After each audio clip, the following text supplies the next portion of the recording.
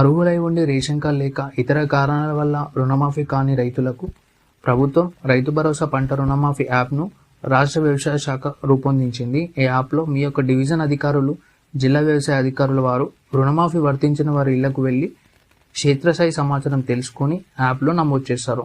నమోదు చేసిన తర్వాత మీ దగ్గర నుంచి ఒక డిక్లరేషన్ ఫామ్ తీసుకుంటారు, అనగా ధృవీకరణ పత్రము.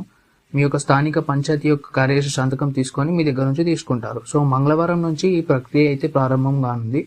అదే సమయంలో వ్యవసాయ అధికారులు మీ దగ్గరకు వచ్చి మీ యొక్క రుణ పత్రాలను, అదేవిధంగా ఆధార్ కార్డులను తనిఖీ చేస్తారనమాట. తర్వాత మీ యొక్క కుటుంబ సభ్యుల వివరాలు తీసుకొని యాప్లో అప్లోడ్ చేస్తారు.